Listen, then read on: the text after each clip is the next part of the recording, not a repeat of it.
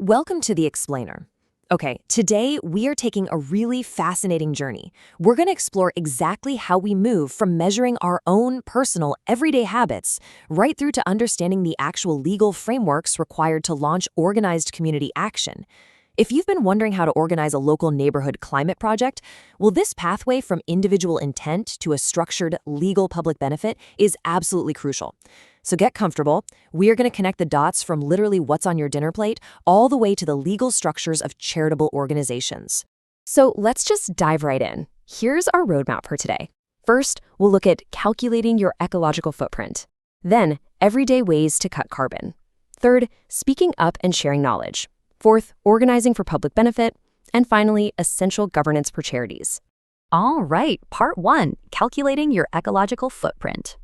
So how many planets do we need if everybody lives like you? Yeah, it's a bit of a gut punch of a question, isn't it? It comes straight from the Global Footprint Network, and it introduces this really vital concept of a personal overshoot day. Basically, this is the exact date in the year when you, personally, have used up all the resources that the Earth can renew in that entire year. Think about it. If everyone lived exactly like you, and your overshoot day lands in, say, March, we would literally need multiple planets just to sustain us all. It really frames this massive global crisis in terms of a very immediate personal reality. But to find your answer, you really need a baseline. Utilizing tools like the WWF or the Global Footprint Network calculators is your starting point. You know the old saying, you can't manage what you don't measure, right? By just answering a few questions about your travel, your home, and your diet, these calculators show you the exact scale of your impact. And once we actually know our baseline, well, then we can start doing something about it. Which brings us to part two, everyday ways to cut carbon. 80 kilograms. On average, that is the staggering amount of food each person wastes every single year. That's just a massive amount of waste, especially when you stop and consider all the energy required to grow, transport, and package that food in the first place. Honestly, the simplest, most effective step we can take at home is just trying to eat everything we buy. Fixing this one single habit drastically cuts down on emissions. And this brilliantly illustrates the power of our choices. The data shows that UK-produced beef emits at least 5 times the carbon of UK-produced chicken. 5 times. So swapping out just one meat meal a week for a vegetarian option, or simply choosing poultry over beef, creates a highly tangible reduction in your personal footprint. You don't necessarily have to become completely vegan overnight to make a real dent. Now, when it comes to where we live, the heat loss in a typical uninsulated home is pretty shocking. Get this, 33% escapes straight through the walls and 25% just goes right out the roof. So addressing your insulation and turning the thermostat down just a single degree not only cuts emissions, but it actually reduces your energy bills by 1 to 3%. And speaking of bills, simply turning your appliances completely off instead of leaving them on standby can save you 30 to 60 pounds a year. It's such a tiny behavioral tweak, but it simultaneously reduces carbon emissions and keeps a bit more money in your own pocket. Win-win, right? Finally, when it comes to the goods we buy, the classic hierarchy definitely still applies. Step 1 is reduce. Just buy fewer things and choose items with way less packaging. Step 2 is reuse. Clean and reuse that packaging whenever you possibly can. And only then do we move to step 3, recycle, if those first two just aren't an option. With the global fashion industry alone responsible for 10% of global greenhouse gases, the absolute most powerful question you can ask yourself at the checkout line remains, do I really need this?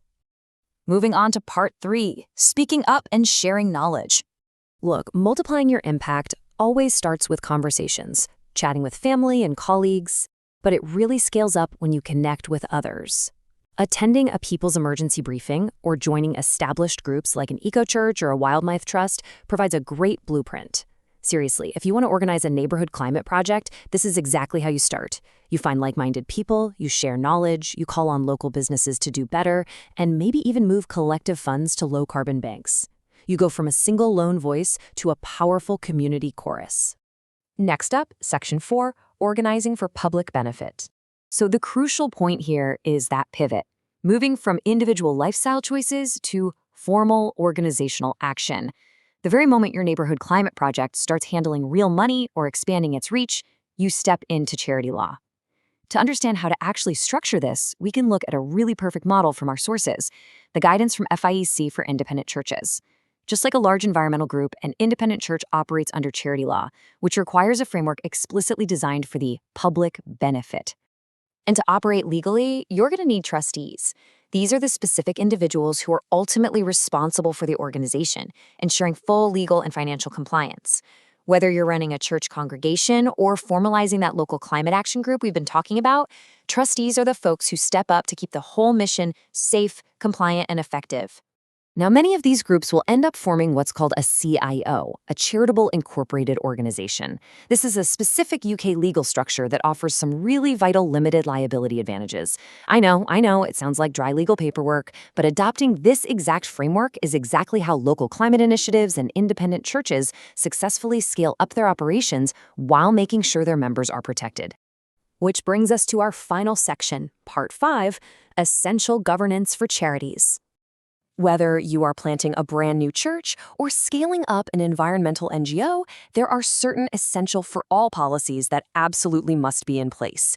You need a safeguarding policy to protect vulnerable people, a complaints policy for transparent conflict resolution, and of course, GDPR compliance for data protection. It is so easy to just view this all as red tape, but honestly, proper governance isn't a distraction at all. It actually builds the necessary trust you need to get your neighborhood project off the ground. Our sources leave us with a really powerful reminder today. The law is an asset to churches, and frankly, it's an asset to any organized community group.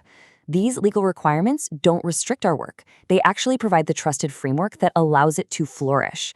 We've gone all the way from measuring personal carbon footprints today to establishing legally compliant charities.